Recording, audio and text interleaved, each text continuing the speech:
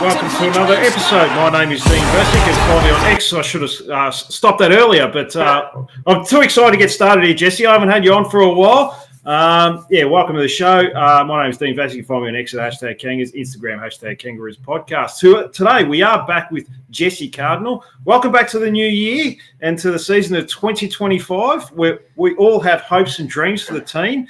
Now, we will go through version 1 teams a little later, but we do have some news to go through, Jesse. And let's start with the negatives, I suppose. That's George Wardlaw. Grade 3 hamstring strain from all reports, which is 10 to 12-week injury.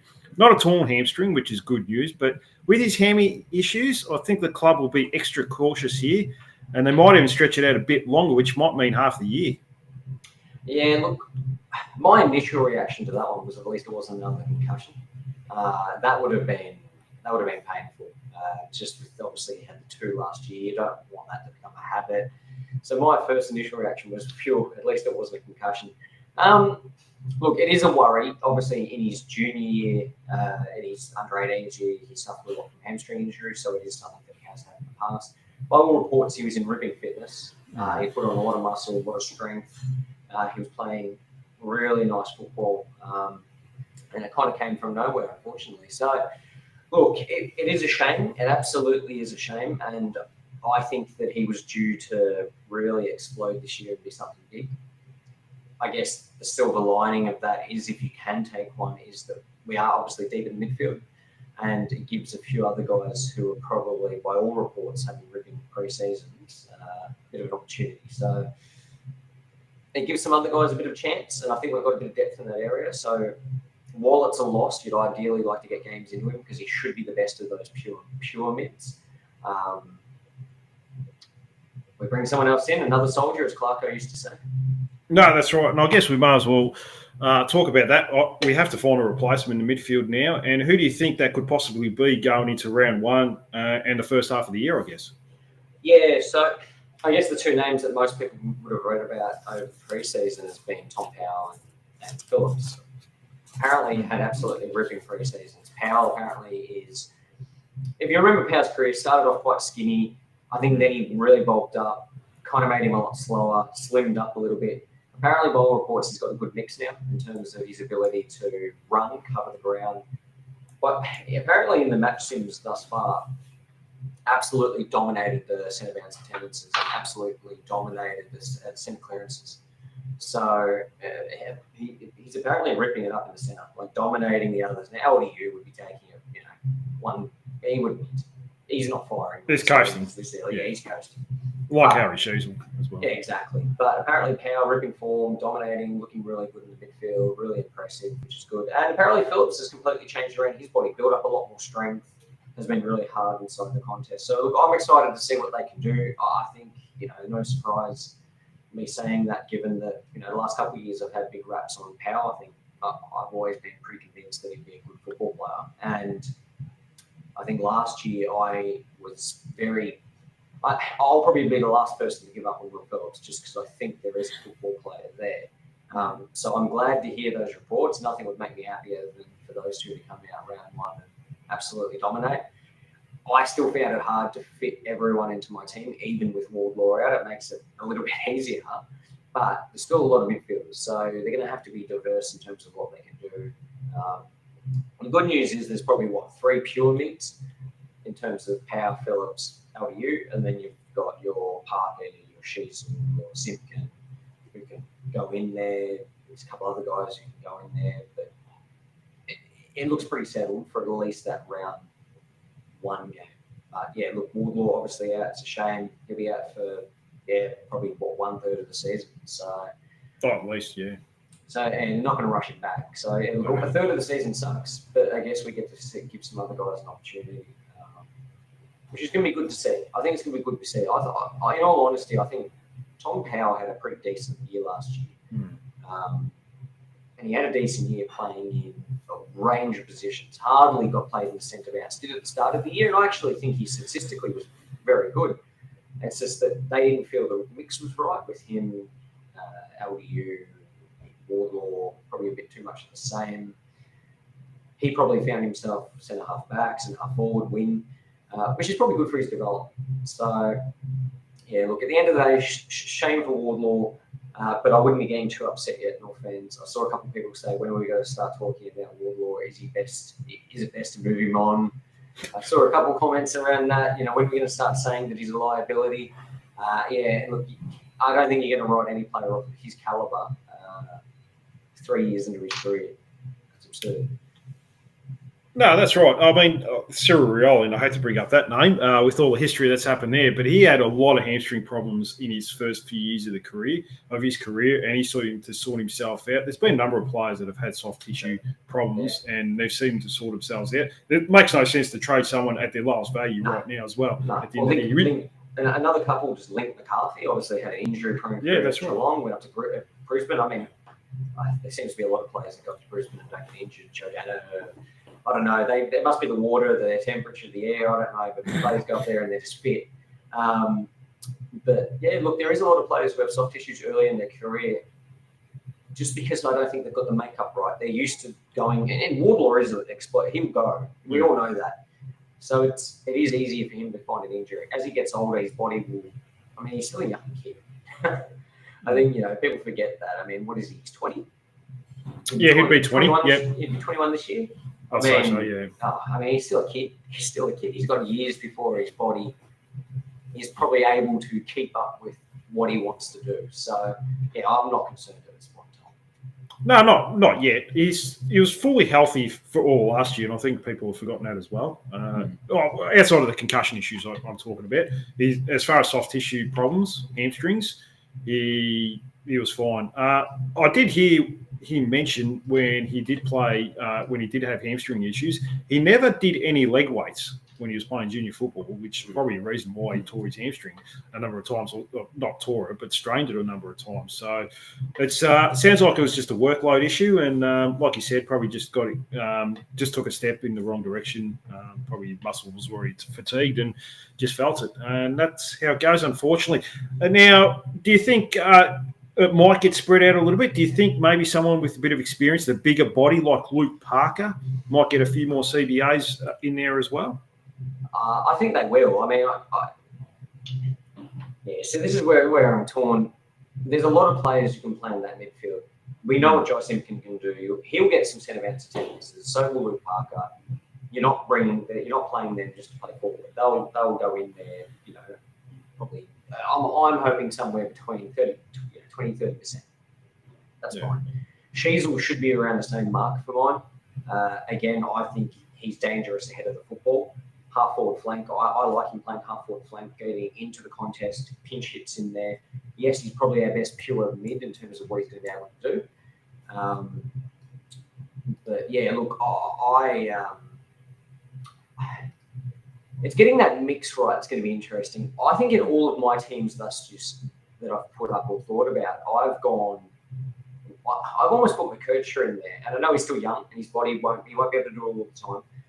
But I would love to see him in there because he is a point of difference in terms of what we have at the moment. We have pure mids, explosive. We don't have anyone of his pace. No. He's got very good foot skills. Well, he was a pure midfielder. So it'll be interesting to see what they do with him this year. I would love for him to get a good opportunity at it. I would love to see him and LDU and then, Power, Phillips, Simpkin, Sheasel, and that can all rotate in. So there's enough people to go in there, and the mix they'll be able to get right. I hope that they don't overdo it with your Simpkin Parkers at the centre bounce. Yes, they should absolutely get in there. If we're getting beaten and you need to try and get a stopper in there, put Parker in there.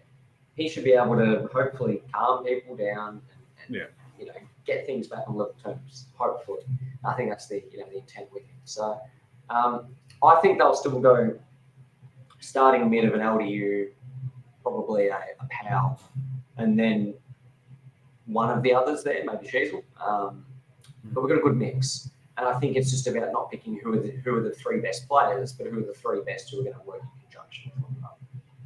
Well, I mean, I guess at the end of the day, if we're going to get an injury to a key figure, I mean, it might as well be in a position we've got a lot of depth in. That's exactly right. I mean, imagine if it had been Nick Larkey or Tristan Cherry. That's probably the two worst ones I can think of. Yeah, well, Nick Larkey would be. Yeah, well, you might as well. I was throwing the towel, but no, mention that. Now we'll move forward. LDU reports from Cal Toomey suggest he has been offered a 7-year contract by the club. We've never had a contract this long for any player in the club's history. Not even Carey got that. I think this could play out through the course of the start of the year to see how the club's going and if we are taking steps forward. Yeah, this isn't one about years or money for him. No. Because we'll be able to pay as much, if not more, of any other club. That is what it is. And years, we're giving him 7. So it's not about the dollars, not about the years. 100%. If we start the year like we did last year, why would you re-sign? No, that's right. And that is, I know North fans are going to get upset hearing that, and they're going to say, "Oh, surely we won't start the year like that. Why won't we? Why won't we? Yeah. Tell me how we've improved from here to here." Once I see that, then that's good. But we have a tough start to the draw. We were talking about it before we jumped on here, and if it starts like it did last year, it will definitely play out. I would be shocked if this gets done before the start of the season. If it does, it would be a massive sign of his loyalty. But yeah, look, if I was him, and I'm sure if most people were him, you'd be wanting to play it out as long as you can, so you make an educated decision around: am I making the right choice for my future? And am I going to be in a team that can be successful and I'll be happy? No, and you can't begrudge a player for looking out for himself, because clubs will delist and throw you in the curb as soon as you aren't up to the highest standard. I mean, it looks like this one could play out, like you said, depending on how we're going. Yeah, that's exactly right. I don't see why it would be any other reason.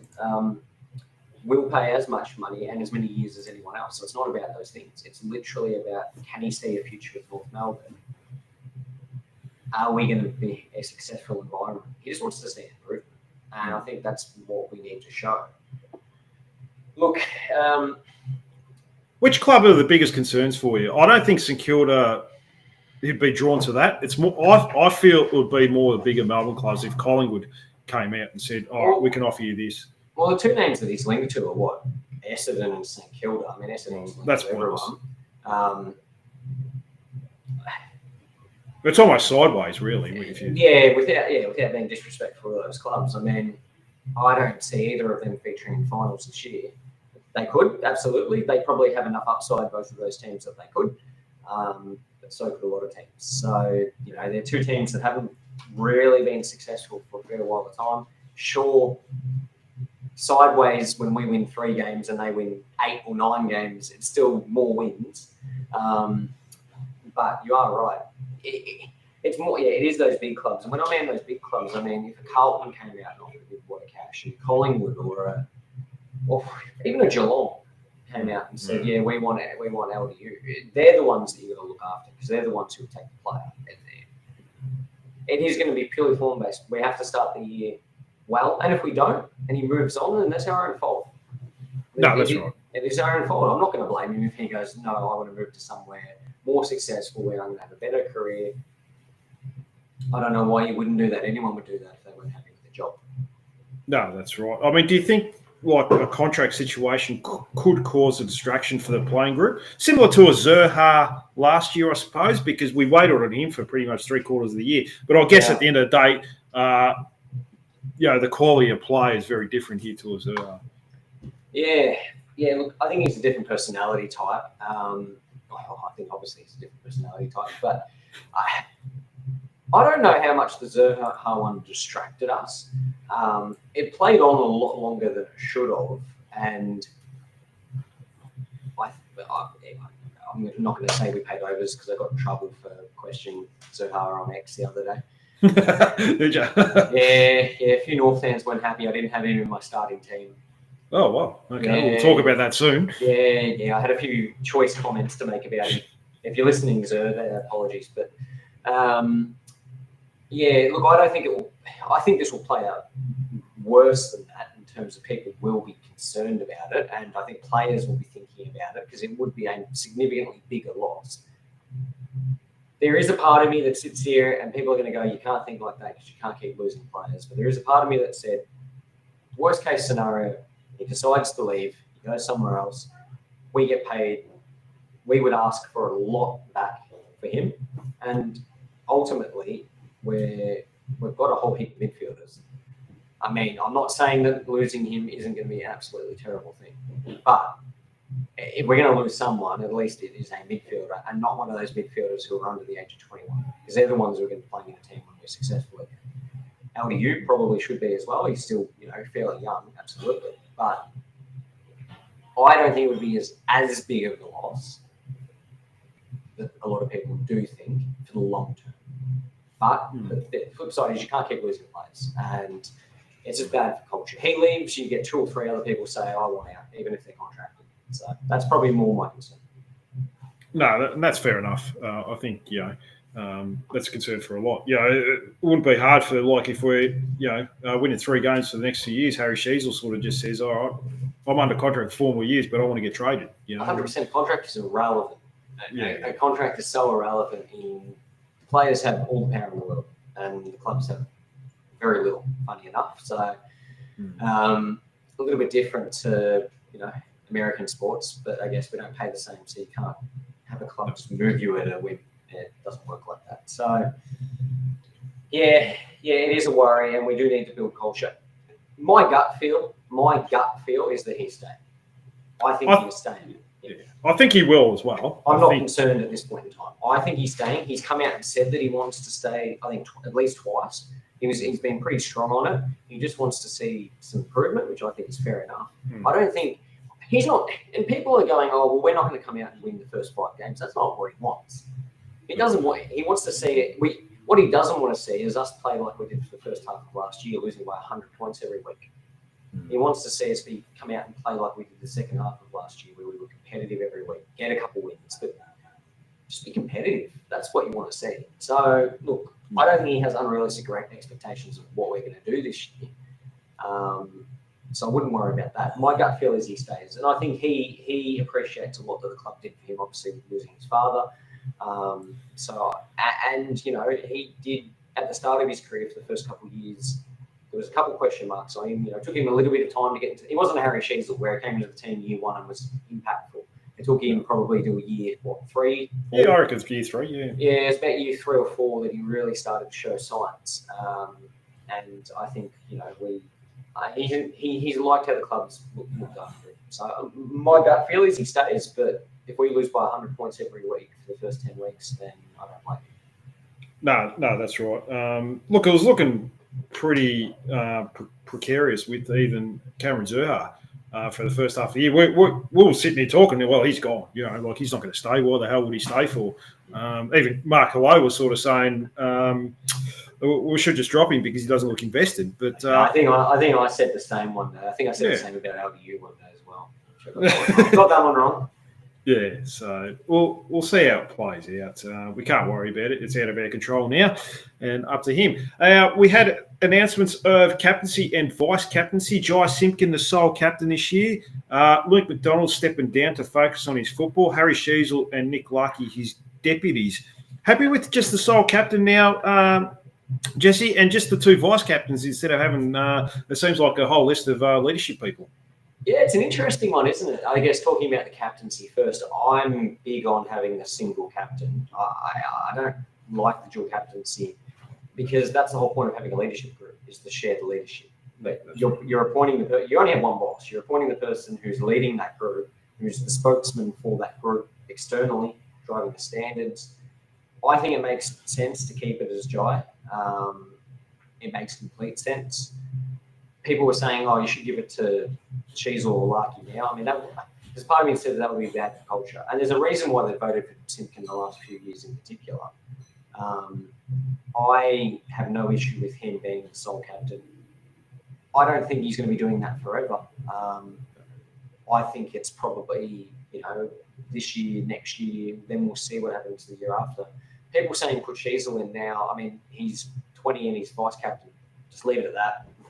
He's one of 3 people in the leadership group of a football club at the age of 20.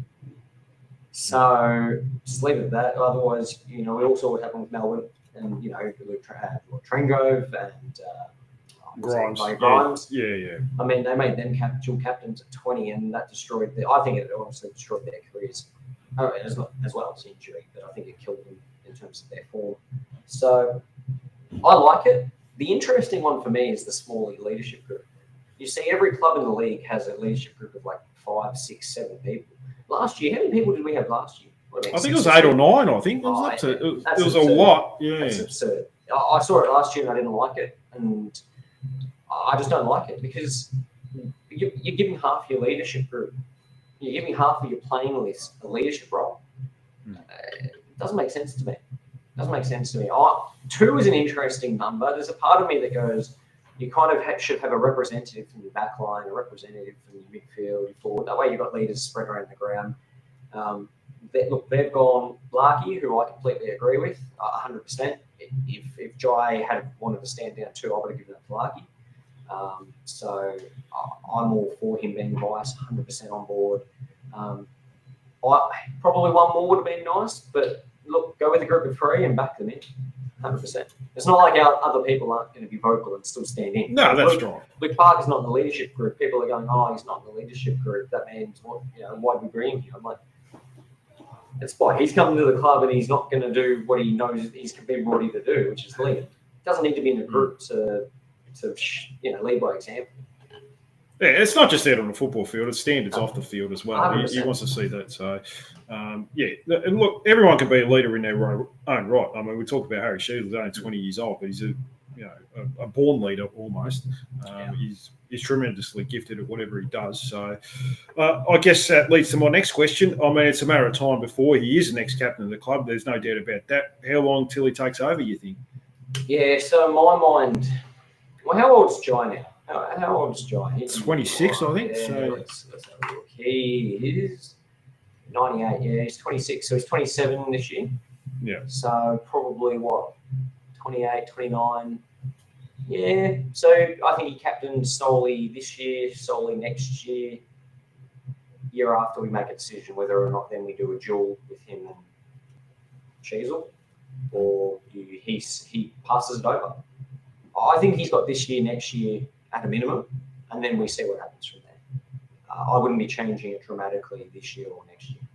Well, there's no rush. Well, no, there's not. He's the face of the club anyway. The expectation on him and the pressure on him is already huge, but he seems to handle it pretty well. You put the captaincy on him now, he would still handle it pretty well, wouldn't he? Yeah, 100%. I guess, like you just said, though, no rush in doing it. It's not like he's not going to still do what he's doing as vice captain compared to being captain.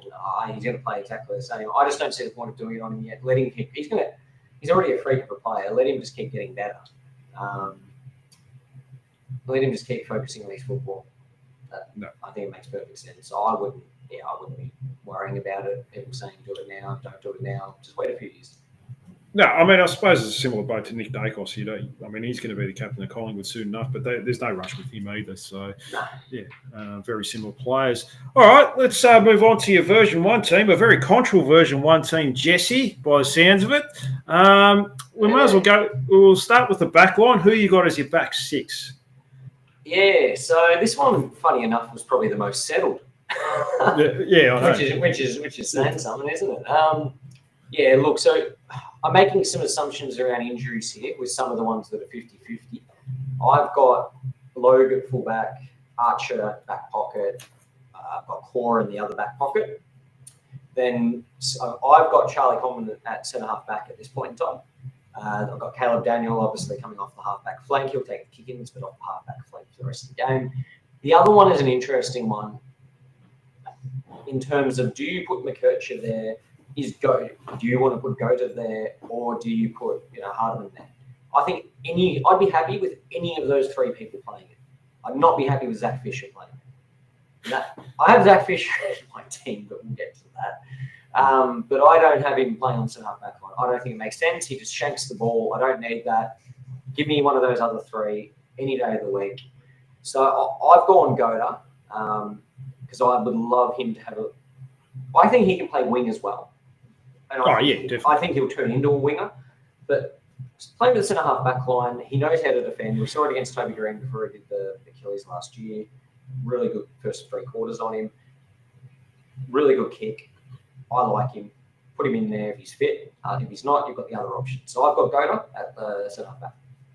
Yeah, that's pretty much the same as me. I've got Hardiman ahead of Goda only because I'm not too sure where his fitness will be round. Yeah, it was a 50-50 call. Yeah, I think I've got Hardiman on the bench. So yeah. So that's either way. So yeah, that's pretty much similar to me. No other dramas there. No Luke McDonald just yet. Yeah, mate. Don't hold your breath. Okay, we'll move forward. So who you got as your wingers? Yeah. So again, I've gone Scott. I think that's the one that's that easy, you're 100% certain about is Scott. He's on one of the wings. The other one again is how they decide to put people in. I've got McKercher at this point in time. Now, in my other two iterations, I've gone out and said I want him in the midfield because of that point of difference. I don't think that they'll do that. I think that they'll put him on a wing first. Because the other option is that you play Hardiman at half back and you play McKercher. And you play Goda on the wing and McKercher goes into the midfield mix. So they can probably rotate a lot of those three around. But I've got McKercher at this point in time, but not Precious where he slots in. I just want it to be midfield or I want it to be wing. No, fair. That's the same as me. Yeah, I've got him pushing up the ground. I like the idea of him kicking the ball inside 50 as well, giving a lot of run forward half rather than the back half. Yeah, like his half back work was great, but he can't defend. Harry Sheezel. It did improve. It did improve, but Harry Sheezel had such an elite IQ that he could make up for the fact that he'd never defended in his life by working out where to stand.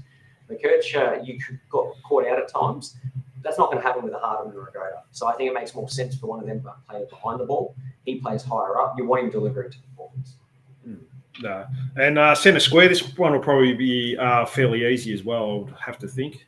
Yeah, so I've got Big X as the ruck. That's stock standard. I don't know what that one's the biggest set forget in the game, in the team. LDU makes sense, obviously.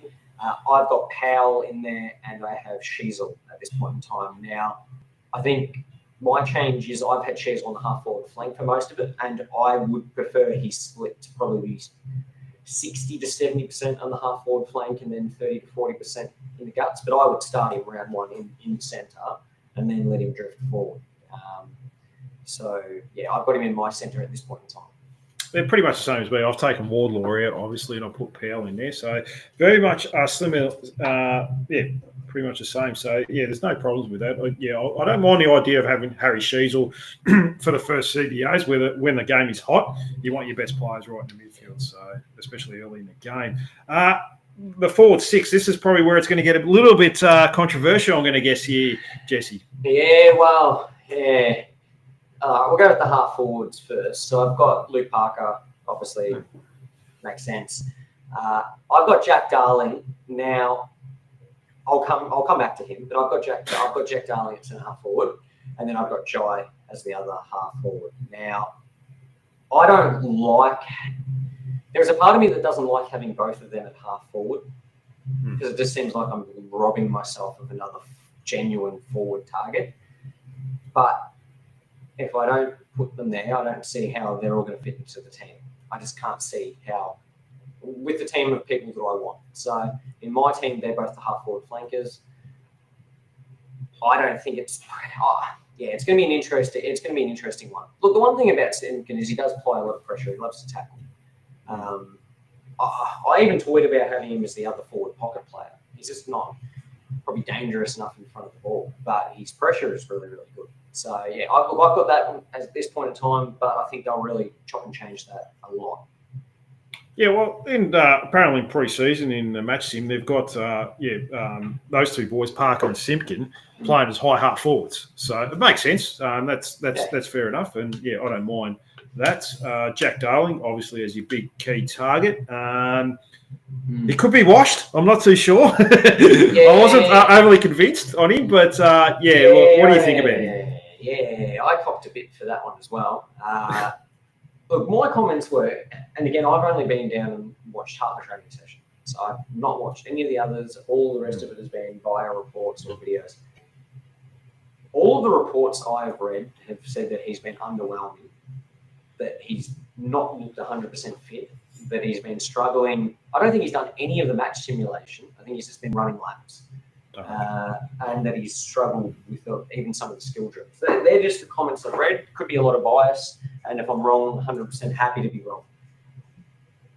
But I got challenged on that and completely agree. Some people had some opinions and said, well, it's less about, and I said, I agree, it's less about what he does, it's more about what he allows Larky to do. If it actually means the defender is going to pay attention and go to him, and it means Larky kicks more goals, then it's tick. If Darling doesn't kick a goal for the year, but Larky kicks 100, then I'm calling it a win. It is not about what Darling does. It's about what he allows Larky to do. I completely agree with that. But it's a little bit of a worry if we're, a month and a couple of weeks out from, 5-6 weeks out from the season, and he hasn't done any match simulation. That's it. And all he's doing is doing run-throughs. So that says to me he's not fit. Yeah, I'm not too sure what the story is, if he's had an injury or anything like that. It's been a bit hush-hush at the moment. But you can't, I agree with you. Look, it'd be nice if, Nick Larky kicks 80 goals and Jack Darling plays a role, but he can't be a liability either, where he gets outmarked. No, absolutely not. Look, even at his age, even his fitness, you would assume that he would demand more time from a defender than Toby Pink, with all respect to Toby Pink, or Brent Eaglewood. So he should demand more time, because if you put someone on him who's no good, he is going to kick goals on him. It's not that he's bad.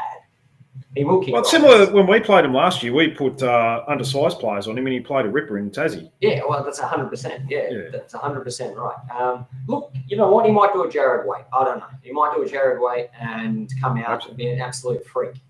If he does that, then I'll be happy. But, yeah, look, I'm a little bit worried about it, but what other option do you have? If you're not playing him, then you're playing Charlie Common forward. There's no other option. You're not buggering around with it. He goes forward and you play another defender. That's the only choice in my mind.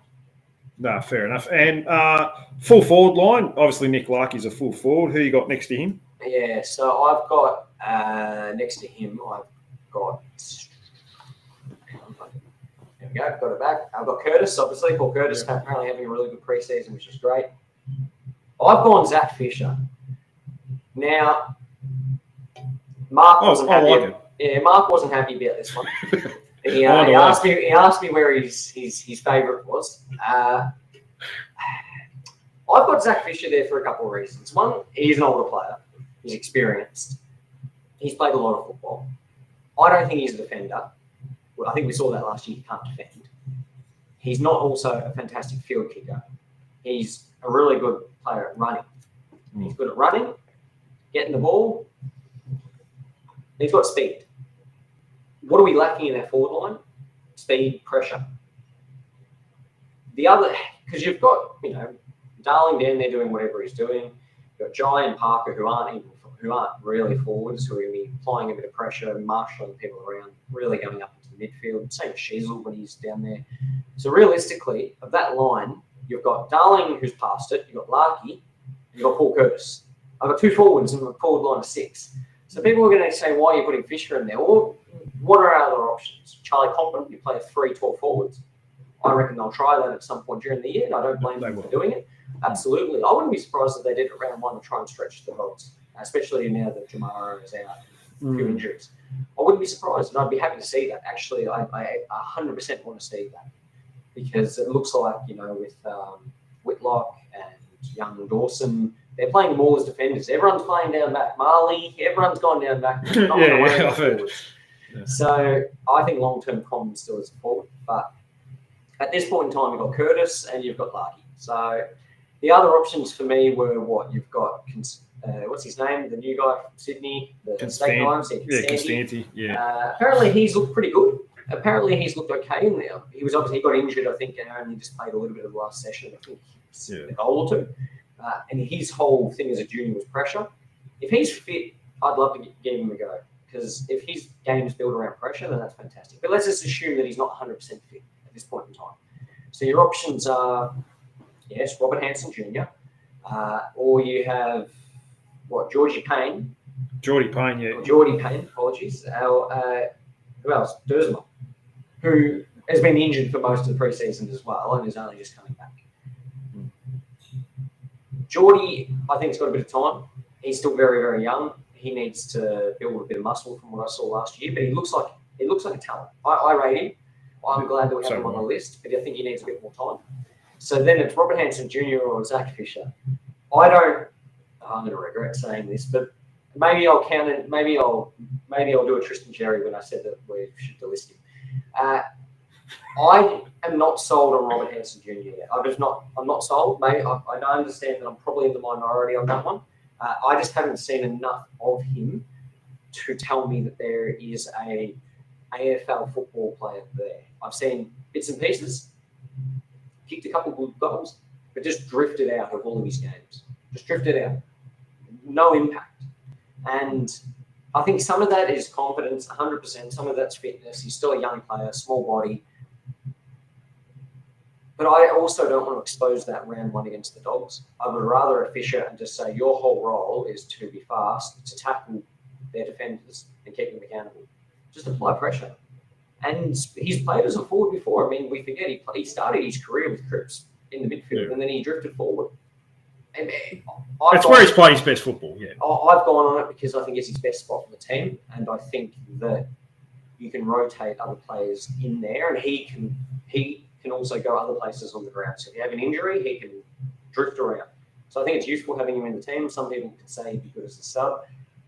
I'm not sold on any of our other options at this point in time. So there's my long-winded answer why I've got Zach Fisher. Most people aren't going to like it, but that's why I've got Zach Fisher.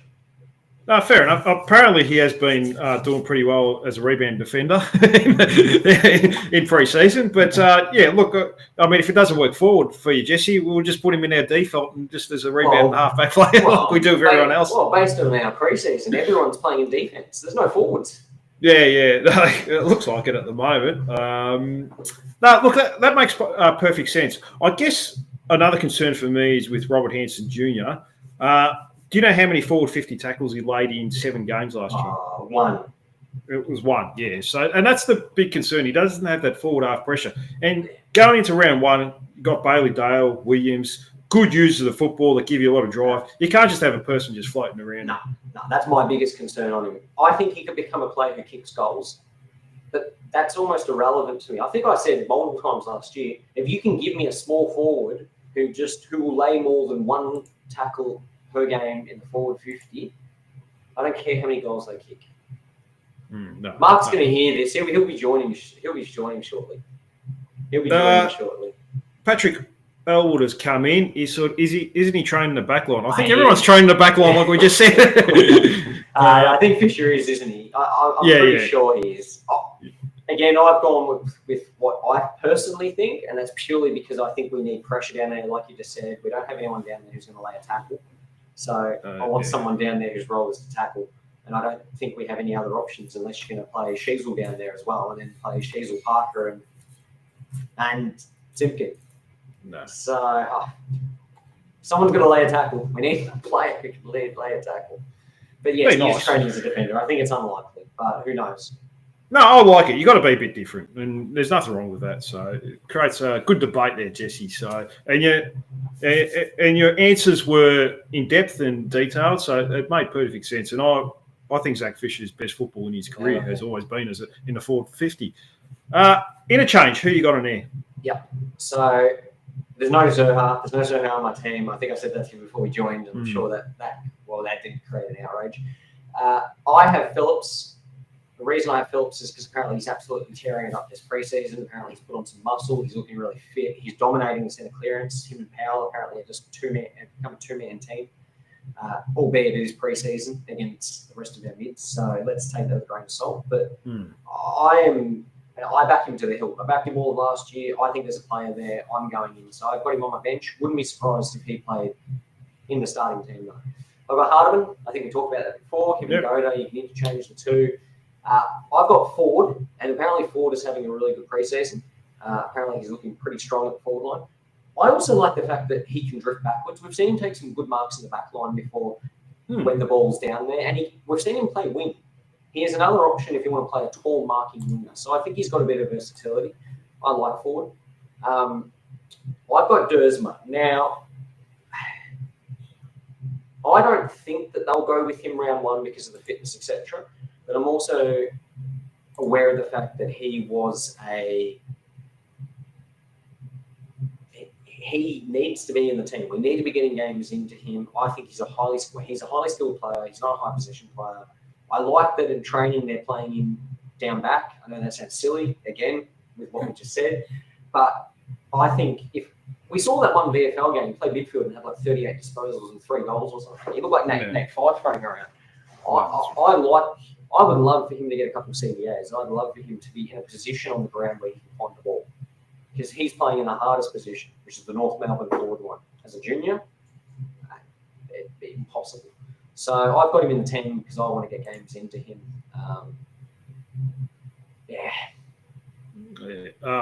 Patrick Elwood is coming in. Apparently, he's saying that Robert Hansen is focusing on his defensive pressure, and he is going tomorrow. So he'll give some scoop next time you're on, Jesse. And Ford is very flexible, he says, as well.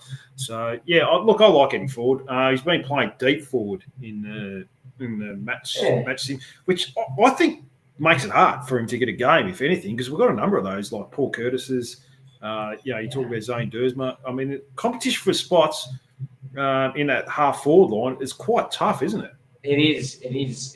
Look, there is a part of me that says, and I think I said this before, ideally I wouldn't have Simpkin and Parker both at half forward because I feel like I'm robbing myself of a forward.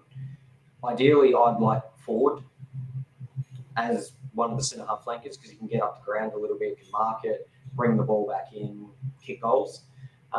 But for team balance, they're not going to not play with Simpkin and Parker. So no, of course not. So in that regard, I've got him in. So I guess the two missions for me are Luke McDonald and Cameron Zurhaar. Explain to Cameron Zurhaar. We'll go to Luke McDonald in a minute. I mean, I can sort of understand that one, but Cameron Zurhaar is an interesting one. Yeah, right. So obviously I copped a bit of heat for that one, and I can completely understand why. I've heard mixed reports from him training this preseason. I've heard that I've heard some people describe that he looks very, very laid back. He's kind of just cruising a little bit, but cruising. I think you can cruise when you're LDU because you've earned it a little bit to a degree. You can't cruise when you're Cameron Zurhaar. I think his head has got too big. He thinks he's a much better player than he is. He's a good player when he decides he's a good player and when he plays a good game. But what we have at the moment is an inconsistent player who plays a good game here and there.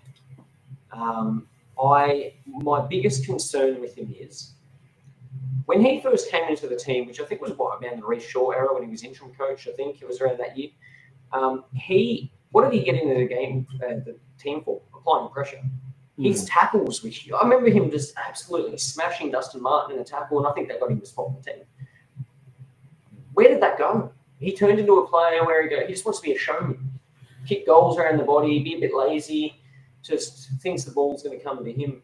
I think it's just his head's got a bit big, and he doesn't apply the pressure he used to.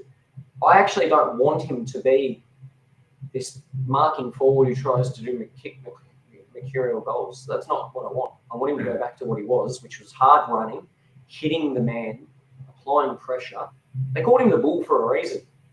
Because of what he did. He's not been the Bull for the last 2 years. No one can tell me, hand on heart, that he has been the Bull for the last 2 years. He's not been applying pressure. He just runs around. And I think, in my mind, he just hasn't had a very good preseason from the reports I've heard. And I don't think that he had a fantastic year last year. Some people sent me some stats. That's fine. Stats are stats. You can tell me that he was the 4th or the 5th best goal assist person at North Melbourne last year. I would have been 4th or 5th goal assists at North Melbourne. I haven't played since under 16. Yeah. So it doesn't really say much for mine. He can be a lot better than he is, and I think he needs to kick up the arse to get there. No, look, that's fair enough. Strong words there, Jesse. I mean, you talk about, I think it was Reece Shaw's first game in charge, that Richmond game, where I think he laid 9 tackles, a few holding the balls. And that was his game that got him going and made his career into what it was. And like you sort of said, it's probably he's had patches like that Melbourne game last year where he lost by 3 points. I thought he was outstanding that game. But like you said, his defensive side has gone a little bit.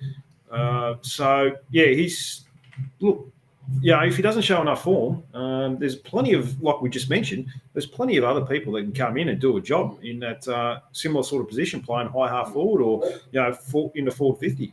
Where do you reckon he ranked? I'm looking at the last 10 games and the whole season last year. Where do you think he ranked at North Melbourne on player rating? We'll go with that first. Play rating, probably in the top dozen. 15? Yeah, I'll go top 15. Yeah, 15th. Yeah. Now that includes Logue playing his 2 games and Stevenson somehow in his last 2.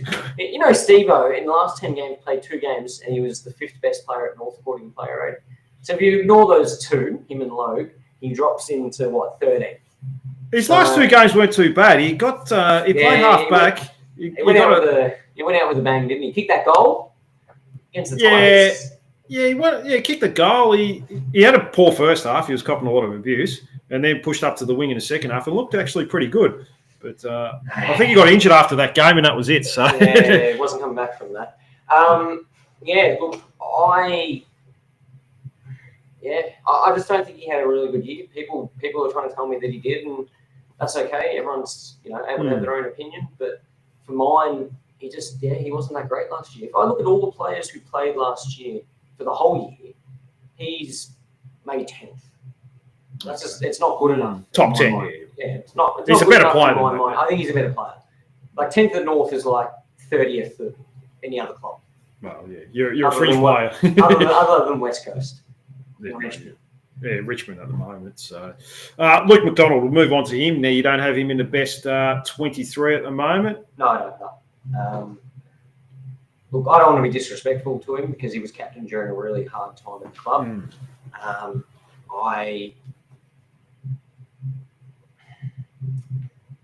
Apparently, and again, this is just what people are saying from a pre-season perspective, is that he's been very fumbly, butchering the ball. I know people are going to make a joke about that.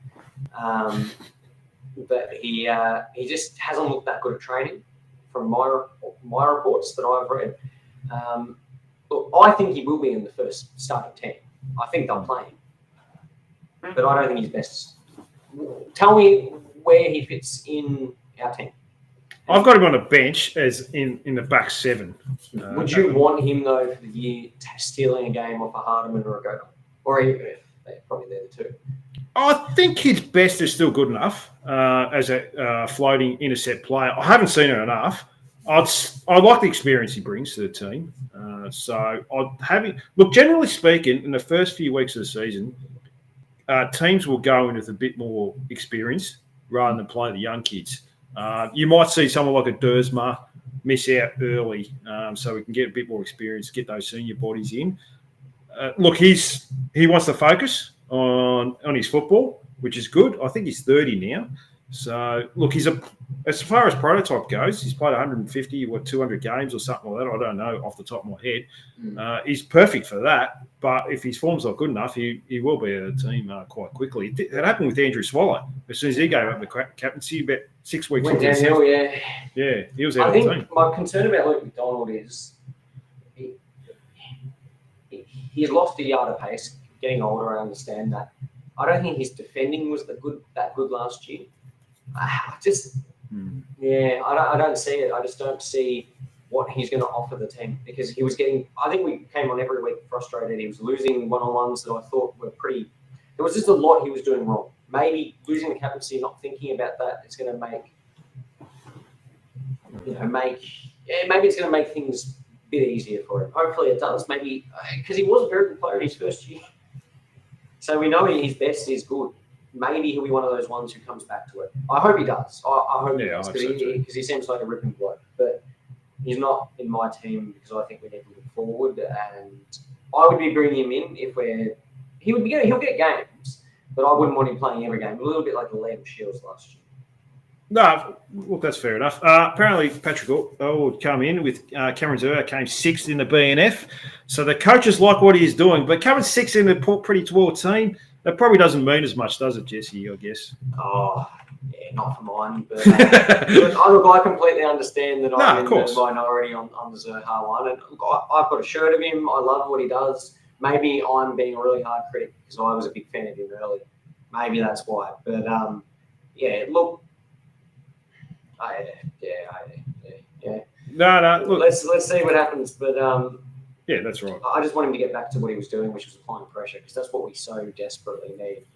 Well, that's where the game's at. The forward half game, it's become a lot about the forward half pressure. It's one of the most important positions on the ground. If you have the game in the forward half, you're going to win more games than you lose. And we just haven't had that. So, yeah. 100%. But, yeah, what did he – yeah, he did come sixth, didn't he? But he did, yes. Yeah. LDU, Sherry, Sheasel, Curtis, Howell. So, yeah. A couple other players I'll mention. Darcy Tucker. No, nothing there. Or... I would rather Darcy Tucker than Luke McDonald in the back line. Yeah, he had a good second half of the year, didn't he? Yeah, playing the back. I had no problem with Darcy Tucker for the second half of the year when they played him down back. He racked up the ball. He had like 40 disposals one day, didn't he, down at Tassie? I think he got 30. He got a career high, one game. It was like 30. Getting ahead of myself there. But he had a pretty solid back end of the year, didn't he? Got a lot of the ball playing down back, and I understand that it's pretty easy to get the ball down back playing at North Melbourne, but we were pretty. He became a little bit of a whipping boy for the first half of that year. So I think once he went down back, he looked a much better player. I don't think he's a terrible player by all means. I think he's a role player, and I think he can come into the team definitely and play some roles. But I'd rather put games into again if he's playing down back into. Go Owen Harding. Look, I think, like you said, he's a depth player. I think that's his role. Look, he had a good second half of the year playing a half-back flank, giving a bit of rebound. He was quite solid. I think the problem is when Fremantle, he got a game at Fremantle, but when they became a good team, he was out of the team. He came out. And if you want to take that next step, then a player like Darcy Tucker should be getting a game. Yeah. That's exactly right. Yeah. But, and... I copped a lot of flack about this, but I didn't have Bryn Teakle in my team because people are jumping up and down. Well, where's a second ruckman? I don't think we need a second ruckman that's going to play 10% game time or 15% max when Tristan Sherry's not there. You don't have Bryn Teakle in as well? No, I don't. Some people are saying Jack Darling has been doing some ruck tapping. Well, you can have him as a second ruckman for 10-15%. So don't throw Lark in there for heaven's sake. I don't want to see that ever again. Playing Big X when he needs a break. I don't care what you do. Josh Dunkley was rucking for the Dogs when English wasn't rucking. Who cares? Just put another midfielder in there. Don't really care, to be honest. It's not that big of a deal. They could have Zerha in there. No, you don't have him in the team either, but he could be a second row. 100%. That would be an option. I'm not huge on it. I don't think it's a big deal because X plays pretty solid minutes. I mean, he only goes off for a few breaks. He's not Goldie, but he only goes off for a couple of breaks. And when he goes off, look, I think Jack Darling can go into there. I think that, there's a couple of players who can roll in. I'm not too concerned with it. But no, I don't have Teakle in the team. But it wouldn't shock me if he's in the starting team. No. A couple more I'll just bring up with you. Dylan Stephens, you're sort of a bit out on him. I am a little bit after what I've seen last year. Yeah, he's not for me. No, fair enough. Yeah, and I'll leave it at that. He's not. Yeah. Look, I understand that. I think there's a lot of other players that are going to go in front of him, especially I think he can only play on the wing as well. Probably a handy sub. He seemed to play his best football when he came on as a sub.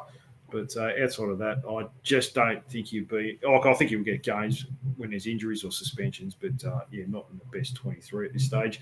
I guess the Dawson boys, I mean, if Charlie Comben does go forward, possibly one of them gets a call up in the back line. Yeah, you'd think Hal would get the first crack at it. Apparently he's been training pretty well. He's looking pretty fit. He looked decent last year at times. He had some bad games, had some good games. Look, I think at some point this year, and maybe early, they might decide to do it round one. They might play Charlie Comben up forward with a Darling and a Larky, and then, you play Dawson down back. That said, I would love young Dawson to get a crack at it this year. Look, they might try him forward as well. I know they were training him as a forward last year. I think he was better as a junior as a backman, but happy to see him on either side of the ground. But I think as a backman, he'd be pretty good. So, hopefully they both get a crack at it. Yeah, we're going to have a lot of key position defenders in the VFL, like Toby Pink, Whitlock, by the sounds of it. I mean, we don't. Apparently, who's that? Adam Tomlinson. Yeah, well, he's come to the club, hasn't he, in the VFL? Yeah, they signed him in the VFL. I would have taken him in the AFL, pretty much. Yeah, judge from what I've seen last year, I think he was washed. So, yeah, I think VFL. Quick, didn't he? Oh, did he? What? A couple of hours. Yeah, but outside of that, no, look, a couple interesting omissions, I guess, Jesse, but there's nothing wrong with that. We can all change our opinion once we see pre-season games. 100%. I hope I'm wrong. I hope I'm wrong on a lot of the players that I'm a bit pessimistic about. I mean, no one should be listening to my advice because what did I say at the start of the last year? The biggest thing we had to do this year was draft a ruckman in the mid-season draft because X was the only thing X could do is be competitive. And now he's the best ruckman in the comp. So yeah, well, oh jeez, really, that's incredible. It's come a long way in 12 months. Put it this way, Jesse. So. If two players, if half the players who are not playing well at the moment could do a quarter of what Tristan Xerri did last year, we'll win so many more games. We'll win a flag. Yeah, and Tristan didn't get better purely on ruck skill. In fact, his ruck craft in terms of his actual tap craft, it's not the best in the league. He's got a lot better at it, but he got better because he got given an opportunity. He knew it was his chance to do it, and what did he do? He applied himself. He built his game around last year. His pressure on the man and his pressure on the clearance, tackling clearances. You don't get that from skill. You get that from will. And that's what we need some players. There's some players on the team. Maybe that's why I'm being critical of Zerha, etc. Because they think they're too skillful. They don't have the will. No. And look, it's probably more heart than you realise playing the game of AFL football. 100%. If you got that if you give maximum effort every week, you'll probably go a long way. So yeah, we'll see how we go. Maybe there's a couple of players you mentioned there that probably you don't see that give that 110%, which it can be quite frustrating. You've got more talent than probably Tristan Xerri does, but unfortunately, you just don't all see it. You just don't see that consistently every week. Anyway, Jesse, that's all I have for you. Unless you have any thoughts on the Luka Doncic trade that happened in the last hour. Well, when I brought up the North stats of my team earlier, I'm seeing X explode all around the Mavs just. From it was multiple players, wasn't it? Yeah, it was Luka Doncic, a couple of scrubs for Anthony Davis, Max Christie, and it's an interesting one. What was their reason? They didn't think he looked fit. He probably wasn't. And his defense in the finals was very suspect. It was almost like Cameron Zerha. He didn't want to play any defense. So it's interesting. A big trade, probably one of the biggest trades in the NBA for a long time. It's a huge one, isn't it? Yeah, definitely is. Well, good luck to them. No, that's right. The Lakers will be left with Luka Doncic and a bunch of scrubs after LeBron retires. So he's got another 10. Yeah, it probably does. Yeah, I'll tell you what, 40 years old. Yeah, he's doing pretty well. You got any final thoughts outside of that, Jesse? No, not at this stage, mate. Look, I'm looking forward to these pre-season games. Not looking too forward because we saw what happened last year. We rocked up with this aggressive style North ball and then proceeded to lose by 1 million points for the first half of the year. I want to see the opposite of North ball. I just want to see a game style that we were playing when we played well last year.